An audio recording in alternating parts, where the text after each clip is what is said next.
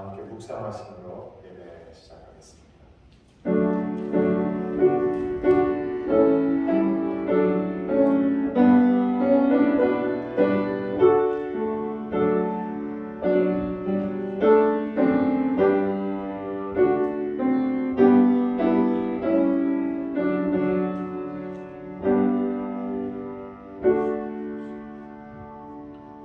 아버지께 참으로 예배하는 자들은 신령과 진정으로 예배할 때가 오나니 곧 이때라. 아버지께서는 이렇게 자기에게 예배하는 자들을 찾으시느니라. 하나님은 영이시니 예배하는 자가 신령과 진정으로 예배할지니라.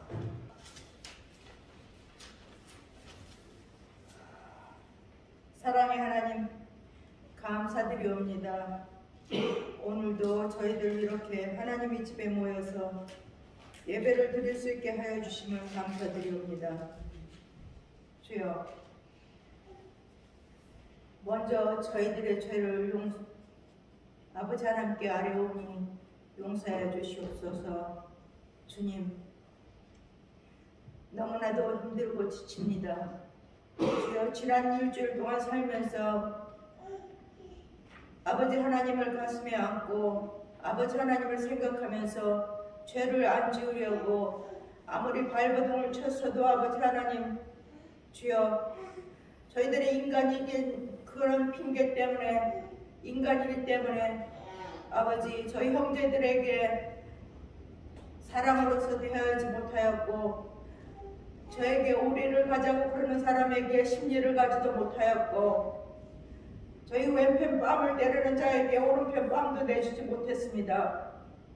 누가 뭐라고 그러면 악착같이 그 말이 되들어서 내가 정당하다고 우겨야 됐고, 아버지 하나님 모든 일을 하면서 돈과 먹고 사는데 그런 것만 생각하였습니다. 아버지 하나님, 저희들을 용서해 주시옵소서. 물론 압니다. 주여, 세상 사람들이 저희 기독교인을 아버지 하나님 바보처럼 취급하면서 저희들이 말을 안 듣거나 저희들이 저희 생활을 주장하거나 저희 자신을 주장하면은 저희들은 나쁜 기독교인이라고 말하고 있습니다. 그러나 주여, 용서해 주시옵소서. 하루하루 매 시간마다 매 초마다 저희들 지날 때 아버지 하나님 악과 싸우고 있사오니 성령님 저희들과 함께하여서 저희들 인도하여 주시옵시고 지켜주시옵소서. 그러나 저희들 인간이라고 힘이 없다는 핑계 때문에 지은 죄들 아버지 하나님 저희들 불쌍히 여겨주셔서 용서해 주시옵소서.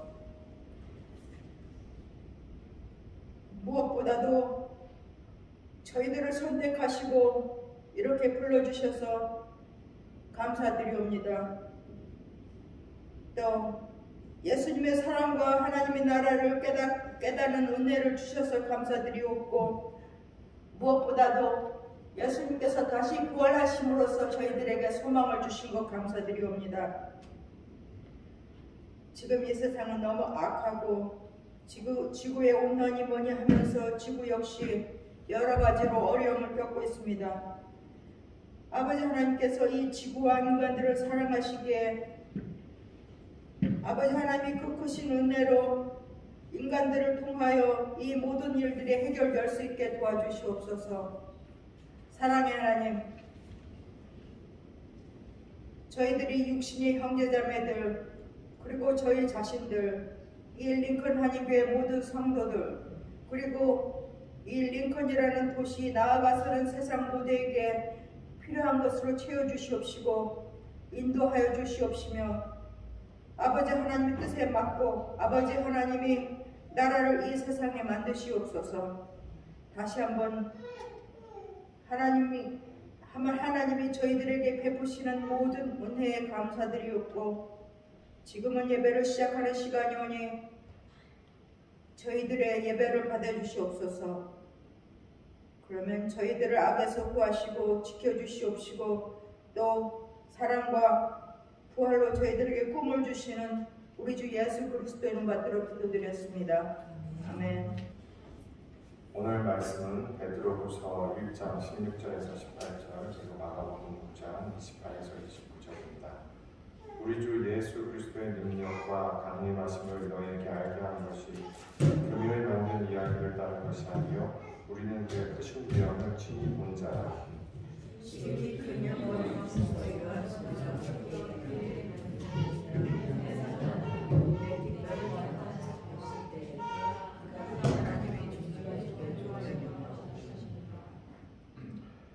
이 소리는 우리가 그 함께 거룩한 산에 있을 때 하늘로부터 나는 것을 들은 것이라.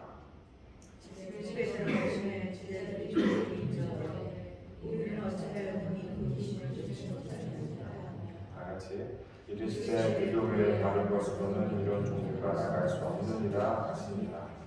이제 박현영 목사님 나오셔서 늘 처음처럼이라는 제목으로 말씀 전해 주시겠습니다. 평안하셨습니까? 네, 안녕하세요.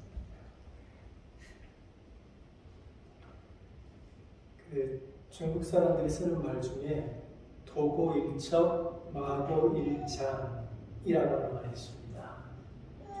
도고일척이라고 하는 말은 도가 한 척 높아지는 게 이제 팔목에서 여기까지 길이를 말한답니다. 도가 이 정도 높아지면 마고일장, 악한 것은 한 장이 높아진다.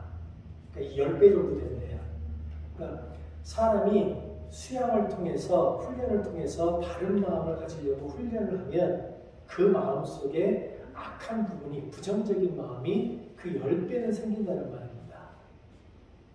이 말은 오늘 이 자리에 있는 우리들에게도 해당되는 말입니다.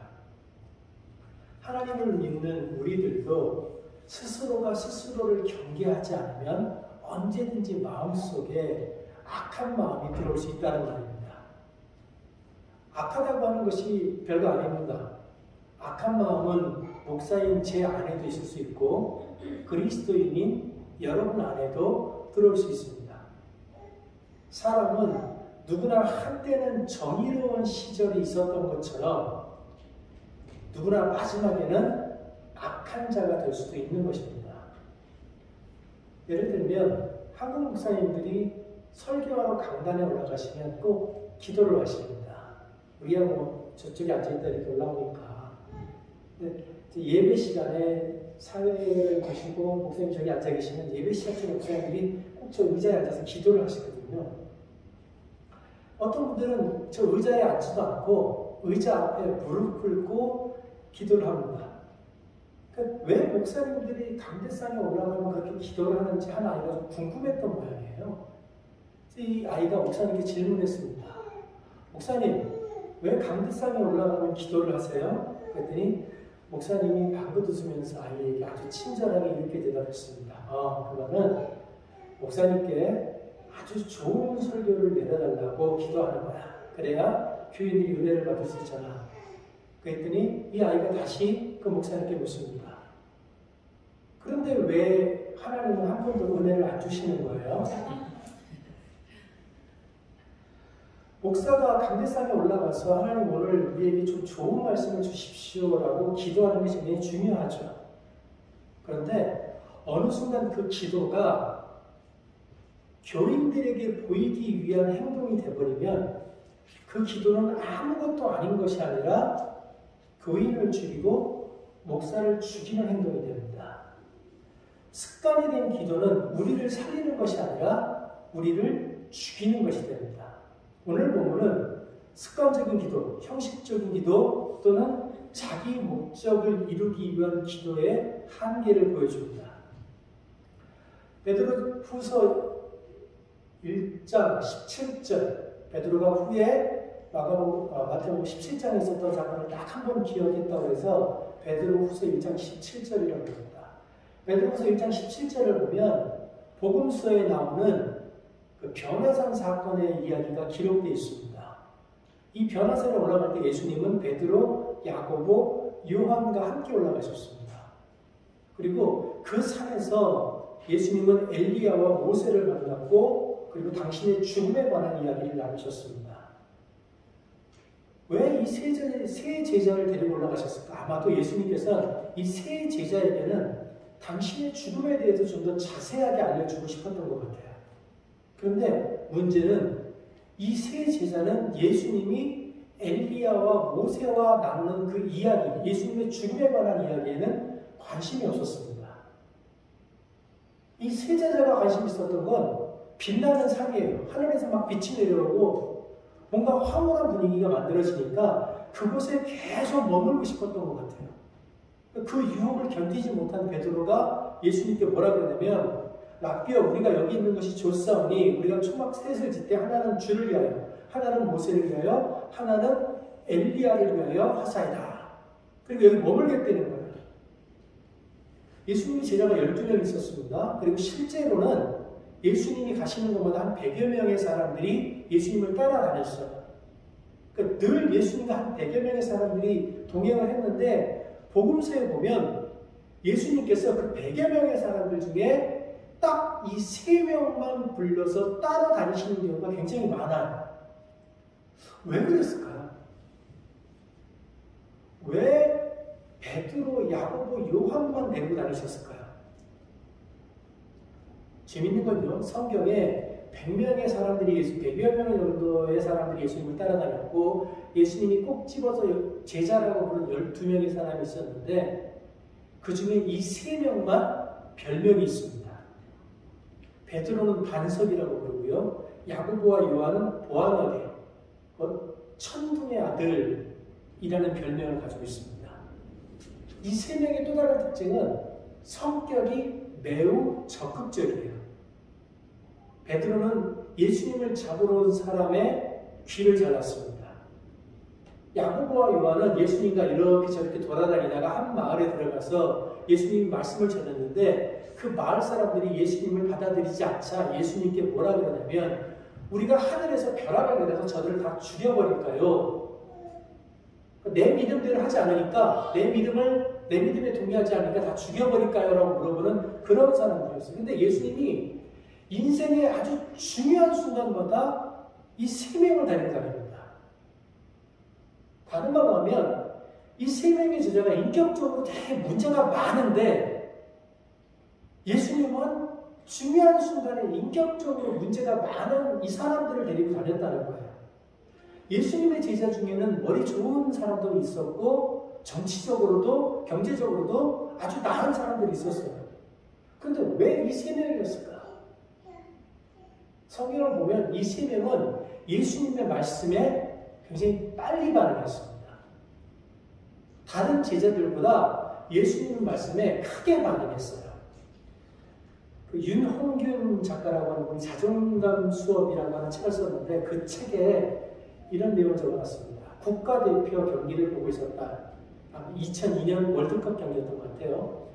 경기 초반 한국팀이 페널티킥 찬스를 얻었다. 하지만 실패로 돌아갔다. 우리 팀 선수가 크게 잘못 찬 것 같지는 않은데 상대편 골키퍼가 워낙 잘 막았다. 사람들은 슬슬 조바심을 냈다. 맥주집에서 같이 경기를 보던 친구가 말했다. 졌어. 보면 뭐해? 페널티킥 찬스도 날려버렸네. 분명히 질 거야. 아니나 다를까 선취골도 내줬다. 그가 목소리를 높였다. 페널티킥을 실축하고 첫 골을 먹었고 주전 수비수까지 부상당했네. 완전히 졌네. 아예 3대0, 5대0으로 지게 생겼네. 그리고는 술을 마구 들이켰다. 그리고 보니 이 친구는 전에도 이런 적이 꽤 있다. 안 좋은 일이 생기면 확대 해석하고 혼자 오버하기 수다. 그 덕에 함께 있으면 심심하지는 않은데 딱하기도 하다. 왜 딱하냐고, 이날 축구 경기를 예로 들자면 후반 막판에 동점골, 이어 역전골이 터져서 모두 환호할 때 이 친구는 엎드려 자고 있었기 때문이다. 그래서 사람은 어떤 사람과 함께 하느냐가 되게 중요합니다. 오늘은 학생들이 많이 알았는데, 학생들이 어떤 친구를 사귀느냐가 굉장히 중요해요. 왜냐하면 어떤 친구 한 명을 사귀면 그 다음에는 그 친구의 친구들이 따라서 오기 때문에 그렇습니다. 이게 유튜브로 말하면 알고리즘입니다. 내가 뭔가 한번 클릭을 해놓으면 그 다음에 그것과 관련된 영상이 계속해서 뜨는 거예요. 그런데 유튜브는 한번 끄고 내가 시청했던 기록을 지우면 새로 시작할 수 있어요. 근데 인간관계는 그게 쉽지 않습니다. 그래서 처음부터 어떤 사람을 사귀느냐가 상당히 중요합니다. 어떤 목사님이 그 설교를 하고 유튜브 영상을 이제 유튜브에 올리기 시작했답니다. 그런데 이 목사님이 설교를 굉장히 잘했나 봐요. 그러니까 시청률이 높았겠죠. 시청률이 높으니까 이 목사님의 의도와 상관없이 유튜브 회사에서 그 설교에 광고를 붙이기 시작했습니다. 또 어느 날 갑자기 교인 한 분이 전화가 와가지고 이 목사님께 막 화를 내는 겁니다. 뭐라 그러냐면, 목사님 아무리 돈이 좋아도 그렇지 어떻게 설교 영상에 카지노 광고를 붙입니까? 이 목사님이 당황한 거예요. 내가 붙인 게 아닌데. 근데 나중에 알고 보니까 이 동영상에 뜨는 광고는 이 동영상을 올리는 사람이 아니라 그 동영상을 보는 사람이 평상시에 보는 것을 따라 광고가 붙는답니다. 그 사람이 평상시에 카지노 뭐 이런 것과 관련해서 많은 검색을 했던 거예요. 결국 자기 문제였던 거죠. 그러니까 인간관계도 그렇고 모든 것이 그래요. 내가 뿌린 것이 우리 삶에 따라오게 돼 있습니다. 목사가 설교를 하다 보면요, 이 시선 처리가 굉장히 중요합니다. 어디를 보느냐에 따라 신학적으로 또는 정치적인 어떤 성향이 드러나기 때문에 그렇습니다. 예를 들어서 설교를 하면서 이렇게 왼쪽만 이렇게 보시는 분들이 있어요. 오른쪽에도 분명히 사람이 있는데 왼쪽만 보고 설교하시는 이런 분들을 좌파라고 합니다. 반대쪽에 오른쪽만 보면 우파라고 그러겠죠. 가운데만 보면 중도라고 해요. 근데 저처럼 이렇게 왼쪽도 보고 여기도 보고 여기도 보고 가끔가다 뻔한데 밖에 있는 창문도 보고 이런 사람을 뭐라고 그럴까요? 이런 사람을 이제 회색 분자라고 합니다. 이제 목사가 어느 쪽을 보는 이유는 왜 그러냐면 설교를 하다 보면 그쪽에서 반응이 오기 때문이에요. 그러니까 설교를 하는데 맹숭맹숭 앉아있으면 막 기운이 빠지거든요. 근데 설교가 생각해보면 굉장히 쉬운 것 같지만, 쉽게 글자 써서 하는 것 같지만 이게 일종의 생명을 나누는 직업이에요. 그러니까 내 생명이 계속 나가고 있는데 어디서 반응이 오면 목사가 자기도 모르게 자꾸 그쪽을 보게 되는 거예요. 근데 어디를 보느냐에 따라서 굉장히 중요한데, 우리 교회는 그러지 않아요. 보통 교회들은 장로석이라고 하는 게 있습니다. 그러니까 대부분 이 오른쪽 앞자리가 장로석이에요. 그래서 그 교회 장로님들이 거기 몰려 앉아요. 그래서 그 교회 목사가 설교를 할 때 그쪽을 바라보느냐 안 보느냐를 보면 분위기가 좋은지 안 좋은지 알 수 있어요. 목사가 설교를 하는데 장로석을 계속 보면서 이렇게 설교를 해요. 그 얘기가 뭐예요? 지금 장로님들에게서 반응이 오고 있다는 얘기예요. 그건 분위기가 좋다는 거예요. 그 교회 분위기. 근데 목회자가 설교를 하는데 이쪽은 안 봐. 죽었다 깨는 이렇게 가다가도 이렇게 돌아가. 그리고 딴 데만 봐. 그건 뭐예요? 설교를 하다가도 장로님들만 보면 속이 뒤집어지는 거야. 그러니까 자꾸 욕하고 싶은데 그쪽으로 안 보는 거야. 그러니까 목회자가 설교를 할 때 어느 쪽을 보고 있느냐가 되게 중요해요. 근데 우리 교회는 설교하기에 너무 힘든 교회예요. 장로님들이 천지사방에 다 포진을 해 있어요. 그래서 어디를 봐도 이게 피해갈 데가 없어요. 후석이 너무 잘 돼 있어가지고. 근데 제가 설교를 이 정도 하잖아요. 참 제가 대단한 사람이긴 해요. 이 목사들이 설교를 할 때 설교하기 가장 힘든 장소가 목사들이 모이는 곳입니다. 목사들은 다른 목사가 설교를 하잖아요. 그러면 그 설교를 통해서 주님의 음성을 이렇게 들으려고 하는 어떤 그런 노력보다는 저 설교에 나타나 있는 신학적인 문제 또는 그 말의 흐름 이런 걸 갖고 이제 꼬투리를 잡고 싶어요. 그래서 다른 목회자가 설교를 하면 나 같으면 시작을 그렇게 안 한다. 너는 성경을 어떻게 그렇게밖에 해석을 못하냐? 그건 평신도 시켜놔도 그 정도 해석을 하겠다. 은혜가 안 되죠. 왜냐하면 목회자들은 다른 목회자가 설교할 때 그 설교를 들으면서 본능적으로 그 목회자와 경쟁하기 때문에 그래요. 근데 저는 안 그렇습니다. 저는 아예 다른 사람 설교를 안 들어요. 힘들어 죽겠는데 뭐 설교까지 또 듣겠어요. 그러니까 제가 지금 이런 분위기와 관한 얘기를 드렸어요. 예수님이 변화산에 갔다 오셔서 오늘 마가복음의 본문이 이제 시작이 되고 있습니다. 변화산에 계시는 동안 제자들이 아주 분위기 좋게 있었죠. 근데 산 밑에 있었던 제자들에게 귀신 들린 아이와 그 아버지가 찾아옵니다. 그리고 고쳐달라고 했어요.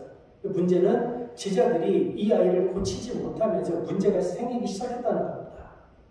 사람들이 이상하게 생각하는 거예요. 뭐냐면, 야, 너희 선생은 귀신 들린 사람을 고쳤는데 왜 너희는 못 고치냐? 다른 말로 하면 너희 가짜 아니냐? 이 말을 하고 있는 거예요. 야, 너희 예전에 사기쳤던 거 아니냐? 이 말을 하고 있는 겁니다. 바로 그 혼란스러운 때 예수님께서 다가오신 거예요. 그리고 그 예수님을 발견한 그 아이의 아버지가 예수님께 청원합니다. 무엇이든 할 수 있거든 우리를 불쌍히 여기사 도와주소서. 그러자 예수님이 말씀하십니다. 할 수 있거든이 무슨 말이냐? 믿는 자에게는 능치 못할 일이 없느니라. 그리고는 아들을 고치십니다. 우리는 자꾸 이 말에 집중해요. 할 수 있거든이 무슨 말이냐? 믿는 자에게는 능치 못할 일이 없느냐? 믿는 자도 못할 일이 많습니다. 이 말이 막 우리 삶에서 모든 것을 우리가 다 할 수 있다라고 막무가 내려가면 안 돼요. 언젠가 이 부분에 대해서 다시 한번 말씀 나누기도 하고, 어쨌든 이 예수님께서 아이를 고치시고 나서 보낸 후에 제자들이 예수님과 따로 조용히 있게 된 그 시간에 예수님께 묻습니다. 우리는 왜 고치지 못했습니까? 그래서 예수님이 대답하십니다. 기도 외에는 이런 일만 나갈 수 없습니다. 다른 말로 하면 뭐냐면, 예수님, 스승님, 우리는 왜 실패했습니까? 그러자 예수님이 너희가 기도하지 않았기 때문이다. 근데 여기서 우리가 짚고 넘어가야 할 부분이 있습니다. 예수님의 제자들은 유대인이에요. 그들이 유대인이라는 말은 뭐냐면 하루 중에 3번에서 5번까지 시간을 정해놓고 기도한다는 말입니다. 매일 시간을 정해놓고 기도하는 유대인에게 예수님께서 하시는 말씀이 너희가 기도하지 않았기 때문에 실패했다라고 말씀하십니다. 그렇다면 지금 예수님이 말씀하시는 기도와 유대인들이 생각하는 기도가 다르다는 거예요. 왜 제자들은 예수님이 말씀하시는 그 기도를 하지 않았을까요? 왜 제자들은 기도하지 않으면서도 자기들이 귀신을 쫓아낼 수 있다고 믿었을까요? 그들이 이미 과거에 귀신을 쫓아냈던 경험이 있기 때문입니다. 그들은 이미 병자를 고친 경험을 가지고 있었어요.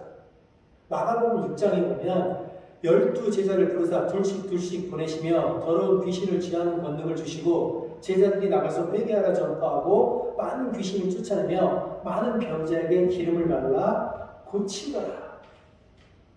그들에게는 예수님이 주신 능력으로 귀신을 쫓아내고 병자를 고쳤던 경험이 있었습니다. 13절을 보면 제자들이 실제로 많은 귀신을 쫓아내고 병자를 고쳤다고 나옵니다. 예수님이 제자들에게 권능을 주신 건 맞아요. 그런데 이들이 어떤 착각을 하냐면 예수님이 우리에게 권능을 주신 건 맞지만 우리가 귀신을 쫓아내고 우리가 병자를 고쳤던 것은 예수님이 없는 다른 장소였다는 거예요. 자기들이 그런 경험을 이미 가지고 있기 때문에 자기 삶이 이미 충분하다고 느끼는 겁니다. 내가 이미 귀신을 쫓아내고 병자를 고치는 데 있어서 충분히 전문가라고 느끼고 있는 거예요. 그렇게 스스로들이 착각하고 있을 때 이 사건이 벌어진 겁니다. 제자들은요, 이 아이에게서 귀신을 나가게 하는 것 정도는 아주 쉽다고 생각했을 겁니다. 이런 일을 이미 여러 번 해봤었기 때문에 이 정도는 가볍게 할 수 있다고 생각했을 거예요. 어린아이에게 들어간 귀신을 몰아내는 것, 그 정도 일을 하기 위해서는 특별한 기도가 필요하지 않다고 생각했을 겁니다. 그래서 제자들은 이 귀신 들린 아이를 고치겠다고 호기롭게 나섰던 겁니다. 그런데 실패했습니다. 믿음도 마찬가지입니다. 계시록에서 에베소 교회에게 하나님이 이렇게 말씀하십니다. 그러나 너를 책망할 것이 있나니 너의 처음 사랑을 버렸느니라. 믿음은 익숙해지면 안 됩니다. 믿음은 계속 어색해야 하는 겁니다. 천지를 창조하신 하나님을 믿는 일은 인간인 우리로서는 절대로 익숙해질 수 없는 일입니다. 그래서 믿음은 아무리 시간이 지나도 어색하고 조심스럽고 신중하게 노력해야 되는 일입니다. 만약 우리가 믿음에 익숙해져 버린다면 우리가 그 믿음에 익숙해진 순간 우리는 자만하는 그리스도인, 하나님과 경쟁하는 그리스도인이 됩니다. 믿는 것에 익숙해진 그리스도인은 자신의 믿음에 대해서 더 이상 생각하지 않습니다. 생각하지 않는 그리스도인은 하나님께 집중하지 않습니다. 하나님을 성의를 다해서 대하지 않습니다. 하나님을 만날 때 그 안에 감격이 사라집니다. 하나님을 대하는 모든 일에 기계적이고 자동적인 것이 됩니다. 여러분, 문선명 씨, 또 박태선인가요? 한국의 유명한 이단들 있죠. 이 사람들이 처음부터 이단이 아니었습니다. 이분들이 한국교회 장로들이었어요. 근데 이분들이 언제부터 삐뚤어지기 시작했냐면 이 두 사람과 공통점이 있어요. 치유의 은사가 있었어요. 사람을 고쳐요. 기도를 하면 사람 병이 나아요. 그리고 기도를 하면 사람 병이 낫고 병이 낫다 보니까 사람들이 이 사람들을 추종하기 시작해요. 그래서 한때는 문선명 씨 발 씻은 물이 그렇게 유행했습니다. 그걸 마시면 병이 난다고. 미친 것도 아니고. 근데 사고가 그렇게 삐뚤어져 가는 거예요. 처음에는 내가 병자를 고치고 나니까 주께 감사했겠죠. 주의 은혜에 감격했겠죠.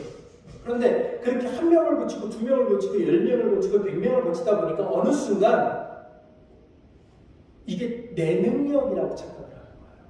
사람들이 계속해서 선생님 그러고 따르니까 내가 하나님보다 뛰어난 선생이라고 착각을 하는 겁니다. 제자들이 그랬습니다. 제자들은 주님과 함께 있는 것에 익숙해졌어요. 그리고 주님이 자기들에게 맡기신 일을 아주 쉽게 여기기 시작했습니다. 귀신을 쫓아내는 일에 익숙해지기 시작하면서 그들 안에 하나님을 믿는 일이 진지함, 진실함, 겸손, 감사가 사라지기 시작했습니다. 자기들이 하는 일에 익숙해지기 시작하면서 하나님을 쉽게 대하기 시작했습니다. 왜 우리가 하나님을 다 아는 것처럼 또는 우리가 우리 주변 사람의 인생을 다 아는 것처럼 쉽게 말할까요? 왜 우리는 세상의 모든 일을 우리가 다 아는 것처럼 함부로 이야기하고 자기만 옳은 것처럼 고집을 부리고 자기 방법만 옳다고 주장을 할까요? 익숙하다고 생각하기 때문입니다. 내가 다 안다고 생각하기 때문입니다. 그리스도인은 하나님에 대해서, 주변 사람에 대해서, 내 삶의 방식에 대해서 익숙해지면 안 됩니다. 교회에 관해서 익숙해지면 안 됩니다. 여러분, 하나님에 대해서 익숙해지면 안 됩니다. 주님을 섬기는 일이 절대로 익숙해져서는 안 됩니다. 다만 하나님에 대해서, 이웃에 대해서, 세상에 대해서 성숙한 성도가 되어야 합니다. 여러분, 성숙한 성도가 될 자신이 없으면 차라리 서투른 성도가 되는 것이 낫습니다. 내가 모든 것을 안다고 생각하기 때문에 모든 것을 주장하는 사람보다는 차라리 좀 모자라서 남의 말을 듣는 성도가 좋습니다. 모든 것을 다 안다고 생각해서 타인의 삶을 흔드는 사람보다는 차라리 좀 모자라서 타인의 삶을 기다려주는 사람이 좋습니다. 예배가 너무 익숙해서 예배를 위해 교회에 오면서 아무 생각이 없는 것보다는 차라리 나 같은 사람이 교회 가도 되는가 하는 마음을 가지고 불편함을 가지고 교회에 오는 것이 좋습니다. 내가 오늘도 교회에 나아졌다라고 생각하는 교회보다는 차라리 나같이 세상에 익숙한 자가 올리는 예배가 하나님께 상달될 수 있을까 하고 고민하는 것이 좋습니다.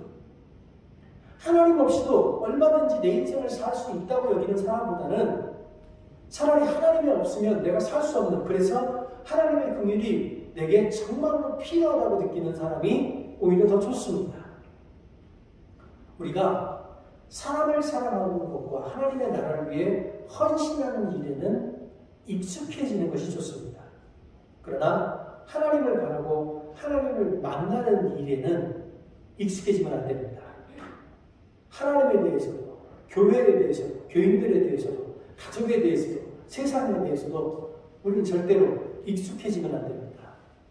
만약 우리가 하나님에 대해서, 교회에 대해서, 교인들에 대해서, 가족에 대해서, 세상에 대해서 익숙해지면 그 익숙함은 우리를 변질시킬 겁니다. 우리가 타인을 사랑하는 것과 하나님의 나라를 위해 헌신하는 것 외에 다른 것들에 익숙해지면 그 익숙함으로 인해서 우리의 신앙은 서서히 죽어가게 될 겁니다.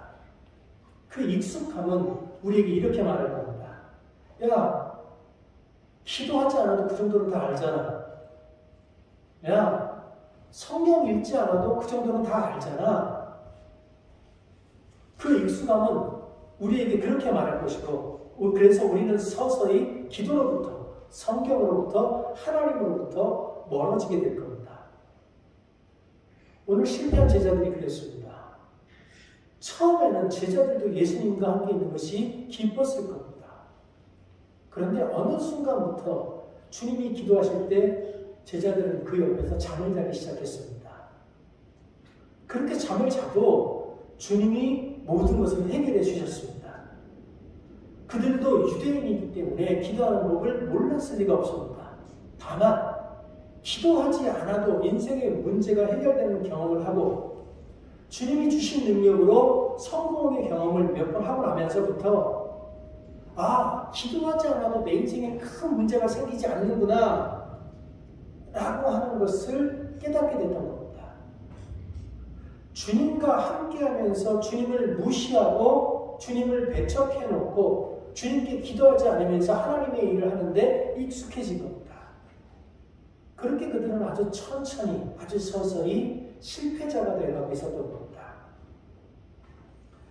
믿고 따르는 것에 익숙해지면 안 됩니다. 왜냐하면 그 익숙함이 우리를 실패로 몰고 갈 것이기 때문에 그렇습니다.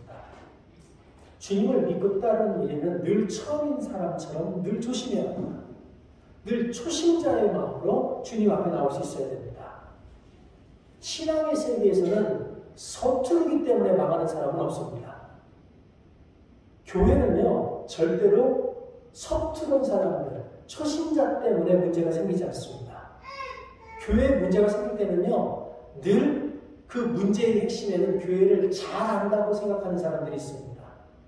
교회에 가장 큰 아픔을 가져오는 사람들은 목회자들이에요.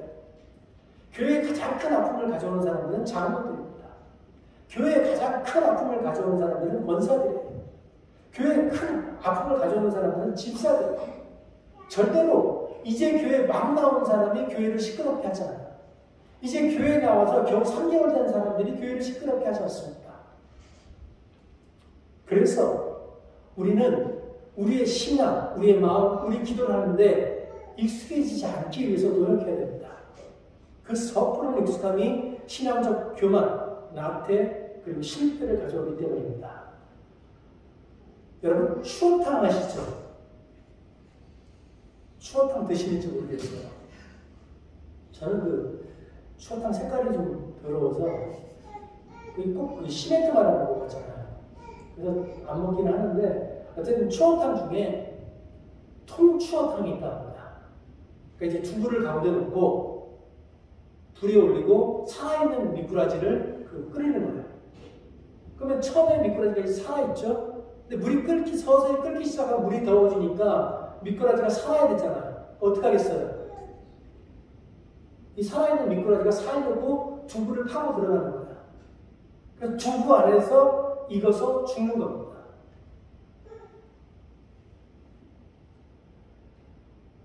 미꾸라지가 모르니까 이 미꾸라지가 살 방법이 없죠. 그런데 두부가 미꾸라지에게 속삭이는 겁니다. 야, 여기라면 살 수 있어.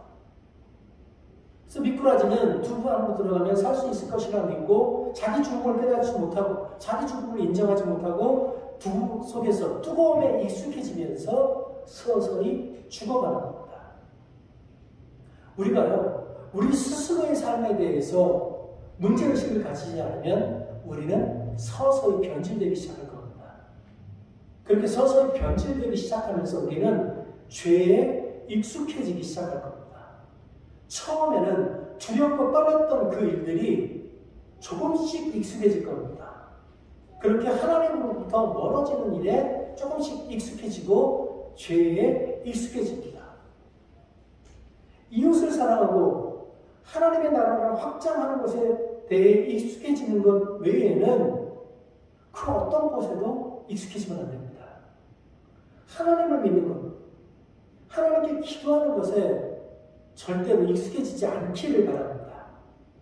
저는 여기 있는 우리 모두가 늘 초신자의 마음으로 하나님을 믿고 하나님께 기도할 수 있기를 바랍니다. 기도하겠습니다.